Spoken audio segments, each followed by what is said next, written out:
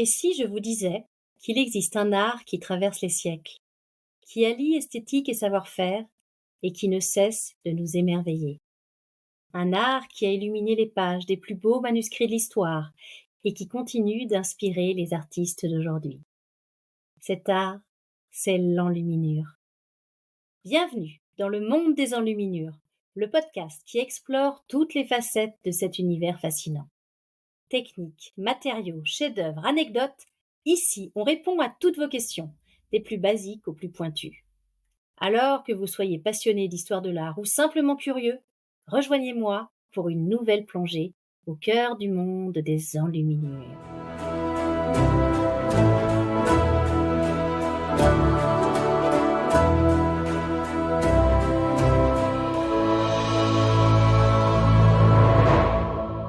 Bonjour à tous et bienvenue dans ce nouvel épisode où, une fois n'est pas coutume, je ne suis pas seule puisqu'aujourd'hui j'accueille avec grand plaisir Evelyne de l'atelier Rêve Doré qui vient aujourd'hui nous parler d'un concept qui est particulier et propre à elle-même, qui est l'enluminure à porter. Bonjour Evelyne. Bonjour Isabelle. Merci d'être avec nous ce matin. Alors concrètement, qu'est-ce que c'est que l'atelier Rêve Doré ?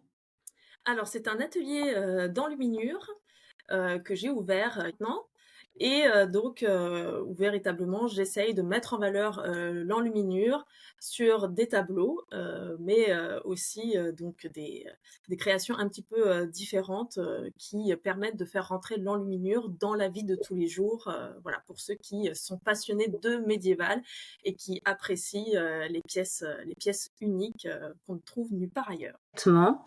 Quand je disais en introduction que toi tu faisais de l'enluminure à porter, ce sont des bijoux.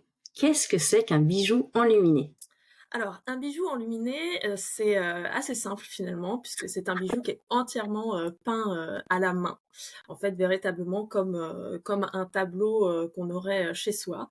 Mais là, qui est ensuite donc mis sur cabochon et pour justement les porter en collier, en boucle d'oreille, en bracelet, et ensuite protégés par de la résine. Donc en fait, on a une véritable miniature peinte avec les mêmes techniques qu'au Moyen-Âge, pièce après pièce, et donc voilà, qui permettent de montrer une autre facette du Moyen-Âge, mais toujours avec ce côté historique sur la technique, mais aussi sur le style, puisqu'en fait, les motifs que j'utilise, ce sont ceux qu'on retrouve déjà dans les manuscrits anciens qui nous proviennent du Moyen-Âge.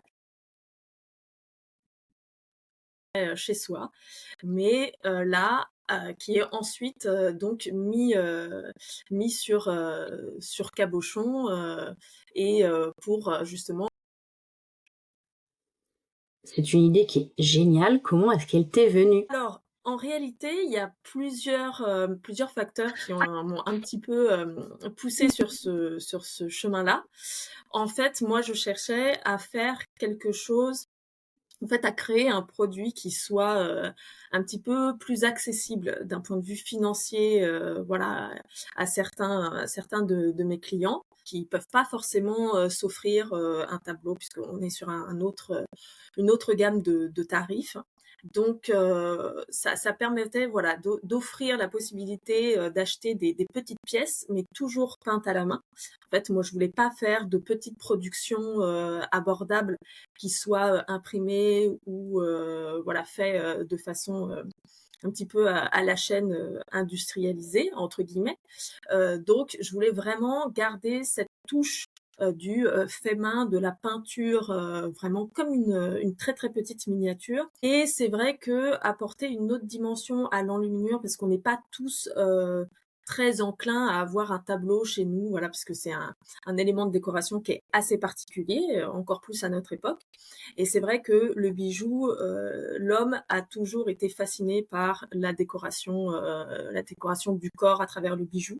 C'est quelque chose qui nous fascine encore aujourd'hui, et on le voit bien dans les recherches archéologiques. Donc on a toujours eu cet attrait, cette attirance pour le bijou. Et puis, c'est vrai que dans notre production, on va dire de façon générale, que ce soit un tableau ou autre chose, on a toujours des chutes de parchemin qui nous restent. Et en fait, c'est des chutes à part pour en faire des essais couleurs ou des essais pour de la colle, des choses comme ça, en fait, on peut pas en faire grand-chose et jeter du parchemin, c'est un petit peu, on va dire, une aberration. Donc en fait, j'avais envie de trouver, quelque chose, un type de création qui me permette de réutiliser, ces chutes et pour justement en perdre, entre guillemets, «le moins possible». Donc revaloriser jusqu'au bout, voilà, ces chutes, sur lesquelles moi je peux pas travailler en grand format. Donc c'est aussi bien un intérêt, très, technique qu'un intérêt, stylistique, voilà pour mes clients, qui souhaitent avoir un petit objet avec eux. C'est presque une démarche zéro déchet, du coup. Un petit peu, ouais, exactement. Et alors, comment fais-tu pour choisir les motifs, les modèles que tu fais sur tes bijoux? Alors il y a une grande, grande phase de recherche.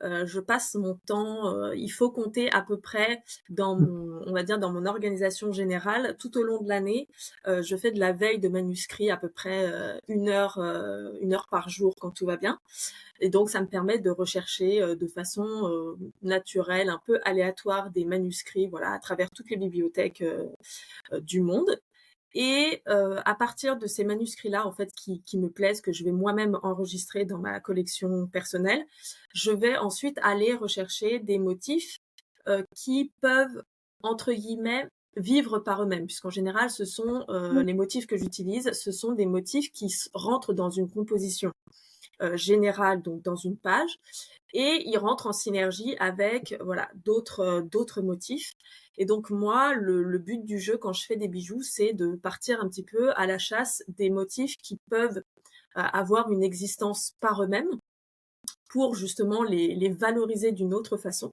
Alors des fois, je fais un petit peu des arrangements au niveau des couleurs parce que ce qui marche dans une page ne marche pas forcément dans un bijou, puisqu'il y a des codes, un petit peu à respecter sur des bijoux qui ne sont pas les mêmes, sur, voilà, sur un manuscrit. Donc je fais des arrangements et puis après j'ai une autre phase, de recherche où en fait je vais redessiner les motifs qui m'intéressent.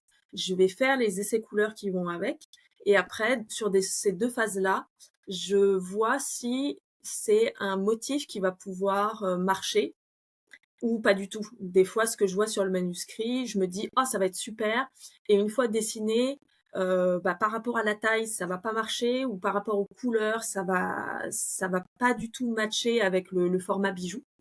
Donc voilà, pour un bijou vraiment, créé qui va vraiment, marcher, il peut y avoir, des fois, 5 autres bijoux qui n'ont pas du tout pris et voilà, les motifs, ne sont pas bons finalement. Et tu travailles du coup avec des collections, des styles?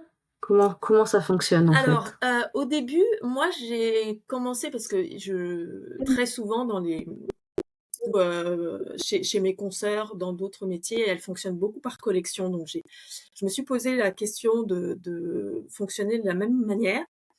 Sauf que pour moi, par rapport à ce que je veux faire, c'est, on va dire, dans mon atelier de façon générale, les collections, ça serait trop contraignant. Parce qu'en général, celles et ceux qui fonctionnent par collection, c'est ceux qui font ça tout le temps. C'est-à-dire qu'ils font quasiment du bijou, à l'année. Moi, les bijoux, c'est une partie de mon activité, c'est pas l'intégralité.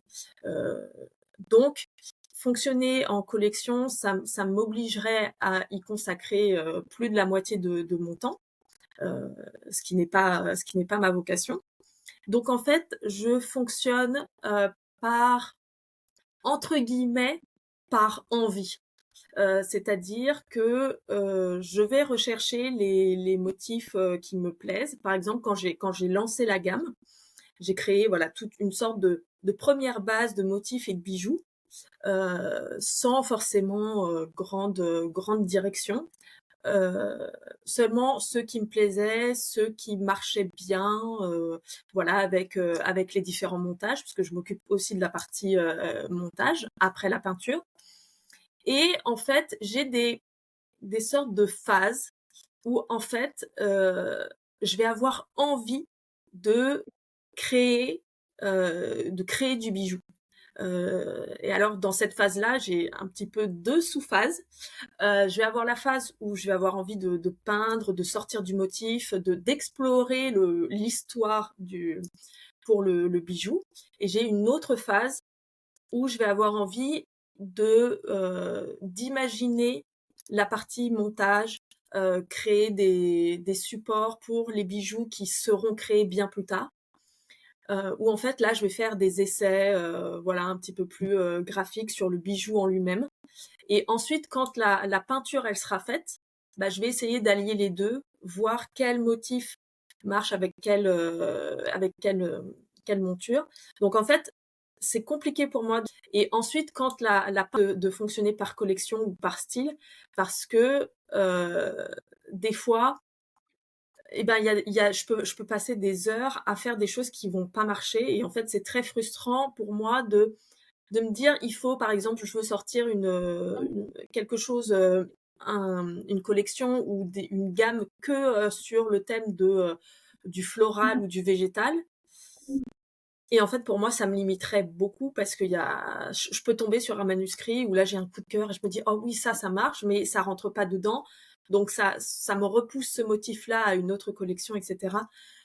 Donc voilà, je crée un petit peu au coup de cœur, en fonction de l'inspiration. En tout cas pour l'instant. Après on verra bien et puis, en fonction, voilà de mes envies, du moment, voilà, il y a des choses qui sortent, plus ou moins fréquemment, mais j'ai toujours des idées en tête, même pour après. Donc ça peut venir à évoluer, mais en tout cas, pour l'instant, je fonctionne au coup de cœur.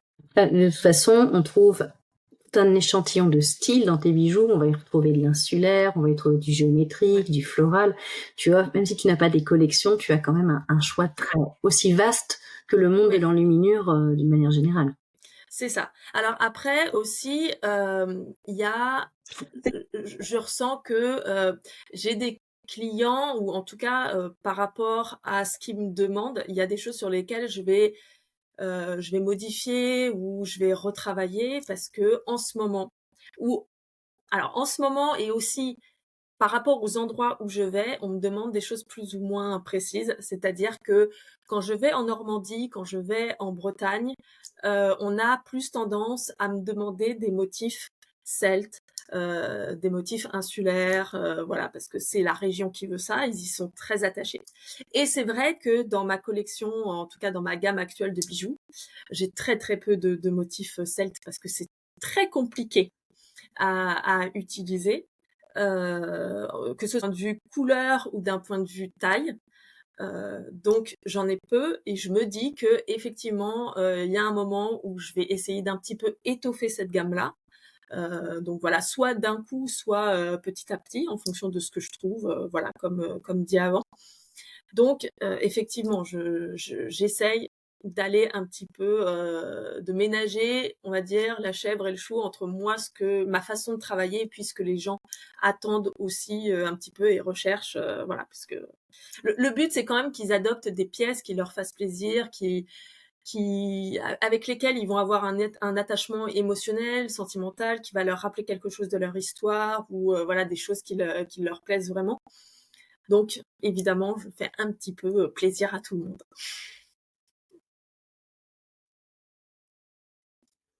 Est-ce que tu fais des pièces sur mesure, tu prends des commandes? Alors oui, ça m'arrive de faire des pièces sur mesure.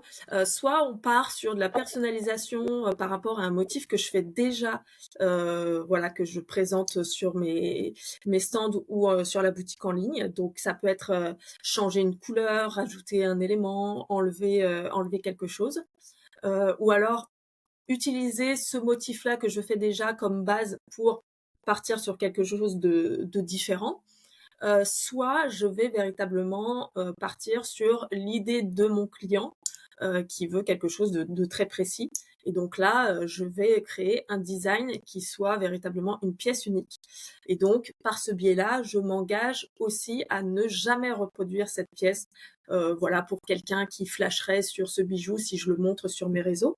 Voilà, cette pièce est à destination d'une personne et une seule. Donc, mon client a la certitude que ce bijou qu'il possède et qu'il a acheté en sur-mesure, ça sera la seule qui existe au monde. Et alors, tu nous as expliqué que tu faisais un travail de recherche, tu fonctionnais au coup de cœur, mais comment crées-tu concrètement ce bijou? Alors, donc il va y avoir cette phase de recherche et après je vais dessiner le motif et alors là, je vais choisir en fonction de la complexité du motif que j'ai. Ça va déjà un petit peu m'induire sur la taille sur lequel je vais travailler, puisqu'il y a certains motifs. Je vais dans mes bijoux, en général, je vais de à peu près, en termes de surface de travail, ça va de 11, 10 millimètres de large jusqu'à, on va dire au plus large, 30 millimètres. Donc, il y a certains motifs que je sais ne pas pouvoir faire en 11 millimètres et d'autres où, voilà, je sais qu'en 30, ça sera beaucoup trop gros, beaucoup trop massif, pas assez détaillé, et cetera. Donc là, déjà, je vais commencer à travailler au niveau de la maquette sur un format assez précis. Après, il y a des motifs que je décline en plusieurs tailles parce que je sais que, voilà, ils vont matcher et puis, ça me permet d'avoir une sorte de marge de manœuvre, un peu plus large en fonction, voilà, je me rends compte que ça marche mieux, une taille plus grande ou une taille en dessous. Et après ça, je vais faire un essai couleur où je vais voir si je reprends les couleurs initiales du manuscrit ou si je vais changer. Par exemple, typiquement, j'ai le seul motif insulaire, donc celte, que je propose. À l'origine, dans le manuscrit historique, il est en jaune et bleu, mais c'est un jaune qui est hyper, qui frappe assez, qui est assez prononcé. Et c'est vrai que ça aurait été visuellement trop clair, c'est-à-dire voilà, il se serait un petit peu, ça aurait été trop criard, voilà, un petit peu trop frappant au niveau visuel. Donc en fait, j'ai remplacé le jaune par du orange, qui est une teinte plus chaude et qui est un petit peu moins choquante au niveau visuel, qui est beaucoup plus doux. Alors je suis partie dans un orange très chaud et pas un orange très trop lumineux pour justement éviter de reproduire la même chose qu'avec le jaune. Et donc après, là, je vais avoir toute cette partie montage où je vais justement essayer de voir le motif, quel montage va véritablement lui convenir.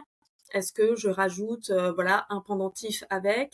Est-ce qu'on part plutôt sur une pièce qui va être travaillée en ensemble? C'est-à-dire, est-ce que c'est une pièce qui est soit destinée à être un collier seul, ou est-ce que je vais plutôt faire une parure avec des boucles d'oreilles? Et dans ce cas-là, il va falloir que je crée une harmonie entre le montage du collier et le montage des boucles d'oreilles pour justement créer quelque chose qui soit coordonné et assez homogène. Et puis, très souvent, je vais avoir certains bijoux où je vais un petit peu les laisser de côté. C'est-à-dire que j'aime bien, mais il y a un petit aspect de flottement où il y a quand même quelque chose où je me dis: «Je sais pas trop, je suis pas sûre», donc je vais les laisser de côté et je vais revenir dessus, quelques semaines après, 1 mois, 2 mois, voilà, où le cerveau aura déconnecté, il aura pensé à autre chose et en fait, en le revoyant dans les quelques secondes où je vais remettre les yeux dessus, je saurais si j'ai voilà, très souvent ça peut être, «Ah oui, ça marche vraiment bien» ou alors à l'inverse, «Non, non, finalement c'est vraiment une très mauvaise idée». Parce que soit mon style aussi graphique de bijoux a évolué, donc en fait ça correspond plus du tout à ce que je veux faire, ou alors, j'étais un petit peu trop en avance à ce moment-là sur ce que je faisais, par rapport à ce que je faisais et voilà, j'ai évolué jusqu'à arriver à ce style, voilà, que j'avais fait, il y a 1 mois, 2 mois et là je me dis: «Ah ouais, finalement ça marche plutôt bien». Donc voilà, donc ça fonctionne un petit peu par phase. Donc des fois, il y a des bijoux qui peuvent rester dans les tiroirs pendant Il y en a, ça fait 1 an qui sont dans le tiroir et ils attendent. Des fois, ils peuvent se faire, des fois, ils peuvent ne jamais se faire. Donc voilà. Donc après aussi, ça dépend. Je me laisse un peu porter aussi par mes fournisseurs en fonction de ce qu'ils peuvent me proposer comme éléments, comme pendentifs, etc. Parce que vu que je ne travaille pas le métal, je suis dépendante de mes fournisseurs.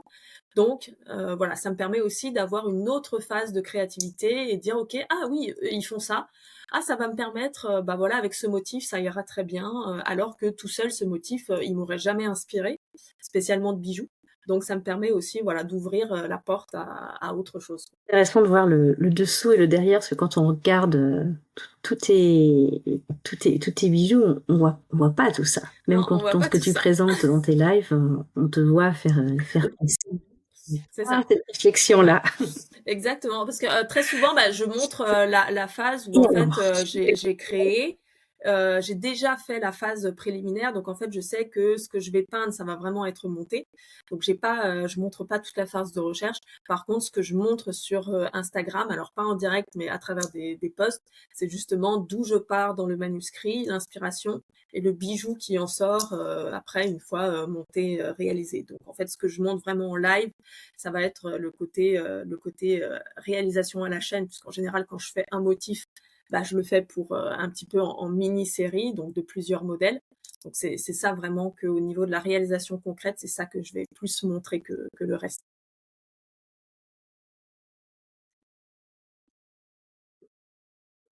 et alors, un bijou enluminé, est-ce que c'est fragile? Alors, ça dépend ce qu'on en fait avec. Si on le porte normalement, non, c'est pas spécialement fragile. Évidemment, moi je conseille toujours de ne pas justement le mettre voilà dans des conditions du style sous la douche, en train de pour les bagues, en train de faire la vaisselle, voilà la piscine, la mer. Parce que aussi bien pour la monture, alors j'ai une partie de ma production qui est faite sur des cabochons en bois. Donc le bois et l'eau, ça fait pas vraiment très bon ménage. Donc à éviter, et puis pour éviter aussi que la résine que je coule dessus soit voilà rentre un petit peu en collision avec l'eau. Très souvent, ça rentre un petit peu en collision avec l'eau salée. Voilà, ça matche pas très très bien ensemble. Donc voilà, mais porter au quotidien, moi j'ai des clientes qui les portent, qui les enlèvent très peu. Ça marche très très bien. Et après, moi je fais aussi attention de prendre quand même des fournitures de qualité qui vont voilà, qui vont pas être hyper fragiles et qui vont pas être mauvaises pour notre corps au niveau des allergies, etc. Donc normalement, dans une situation normale, dans une journée normale, tout va bien. Ok. Et alors, du coup, est-ce que c'est cher un bijou enluminé? Alors, tout dépend de ce qu'on entend par cher, hein, parce qu'il y aura toujours du cher pour quelqu'un. Mais en soi, on est sur une gamme de prix qui est très très abordable, puisque si on prend voilà la gamme large, on va être sur une gamme de 35 jusqu'à 155 euros pour ceux que je fais donc en série qui sont directement adoptables voilà, sur les stands ou sur la boutique en ligne. Et après, quand on va sur des créations sur mesure, là, par contre, c'est une autre gamme de prix où là, on part sur une base inhérente à chaque création sur mesure pour les bijoux, qui commence à 100 euros. Donc voilà, puisque moi je fais des recherches très précises pour chaque demande, donc ça me demande beaucoup plus de temps. Et c'est du temps de recherche que je peux pas mettre à profit pour d'autres créations. Donc là, c'est comme quand je crée un tableau finalement. Donc voilà, là on part sur une base de 100 euros et puis après ça peut évoluer en fonction de ce qu'on me demande. Donc voilà, mais en règle générale, ça reste quand même des petites pièces qui sont très facilement adoptables, voilà, sans souci.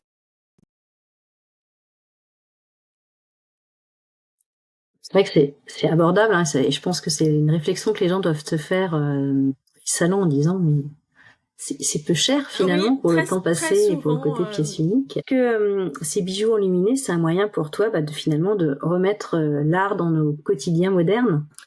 C'est ça, exactement. En fait, ça permet en fait, moi j'aime bien voir le bijou et celui qui va le porter surtout comme un messager, en fait, sans forcément le conscientiser au premier abord. Mais en fait, celui qui va porter mes bijoux, outre le fait qu'il valorise un savoir-faire, qu'il valorise un travail artisanal et donc une création, française qui trouve nulle part ailleurs, il va aussi avoir ce rôle, de messager où en fait il va porter le Moyen Âge dans sa vie à lui, mais aussi à l'extérieur.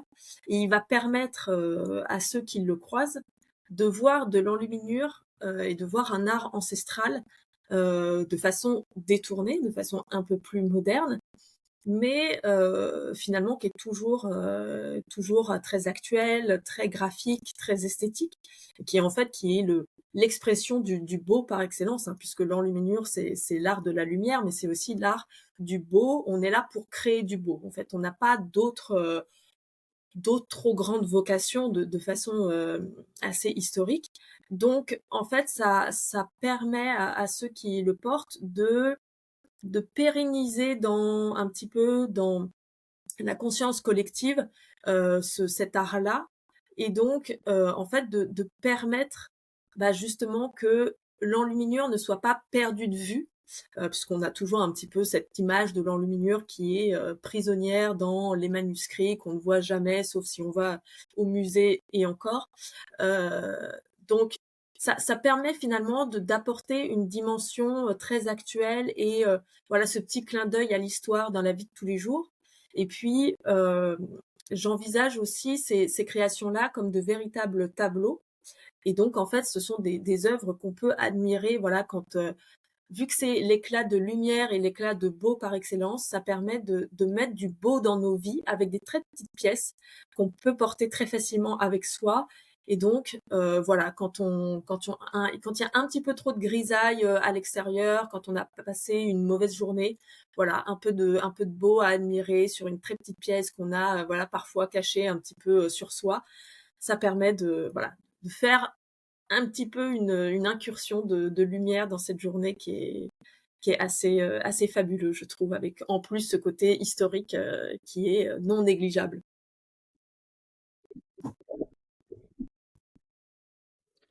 Moi, je partage tout à fait ta vision des choses. C'est aussi pour ça qu'à l'origine, j'avais fait ce site et cette série de podcasts, justement, c'est comment remettre ce beau un peu caché au cœur de nos vies. Donc, je vois que nous avons la même philosophie. Et oui. Concrètement, où peut-on trouver des bijoux? Alors, je multiplie les occasions, donc ça, ce n'est pas un problème. Alors moi, j'ai un site internet avec une boutique en ligne qui est accessible tout au long de l'année, où voilà, on peut acquérir toutes les pièces que je présente sur les salons et les événements. Donc toutes les pièces sont trouvables sur mon site internet. Et puis après, il y a justement les événements que je fais un petit peu partout en France. Donc en général, sur mon Instagram et sur mon site internet, il y a toujours l'agenda des événements pour justement rappeler voilà, où me trouver. Donc ça, j'en fais à peu près toute l'année, en général de mars à novembre, décembre. Je suis en événement. Et puis j'ai aussi un dépôt-vente qui est près de l'abbaye de Tournu, donc à 1 heure à peu près de Lyon, où là voilà, on trouve aussi mes bijoux, en tout cas une petite sélection, puisque voilà, je peux pas tout présenter, mais ça permet de se rendre compte en vrai si voilà, si on peut pas ou si on préfère voir en vrai avant de passer sur le site internet. Ça permet de toucher, de voir et de sentir un petit peu l'enluminure, voilà, avant de passer à l'achat.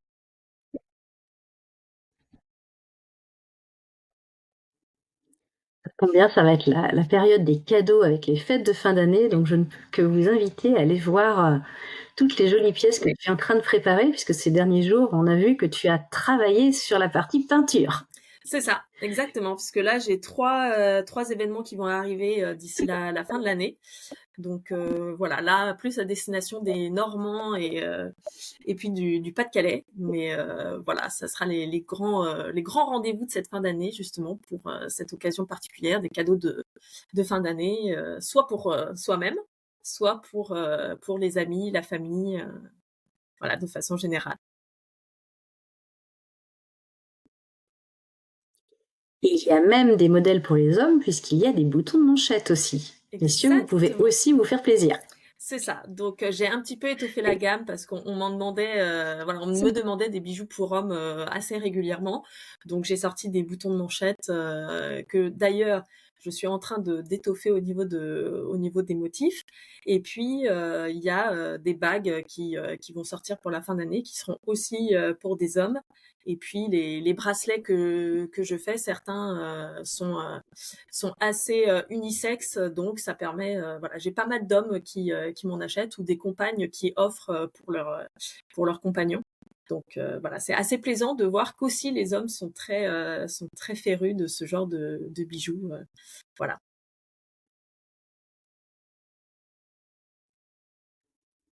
Le beau est unisexe, en fait. Tout va c'est bien. ça, exactement.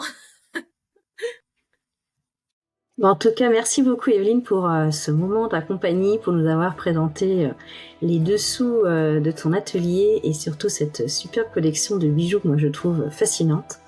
Donc, un grand merci à toi. Bah, merci beaucoup, Isabelle, c'était un grand plaisir. Et voilà, notre exploration du monde des enluminures s'achève. Mais il reste encore tellement à découvrir. Si vous avez envie de continuer à plonger dans cet univers fascinant, si vous vous posez encore 1001 questions, alors je vous invite à vous abonner à la Lettre d'Or, la newsletter mensuelle dédiée au monde des enluminures. Chaque mois, vous y trouverez des sélections, des liens, des vidéos et même l'avancée de mes propres travaux d'enluminure. Pour vous abonner, rien de plus simple. Le lien est en description. Alors, prêt à illuminer votre boîte email ? À très vite!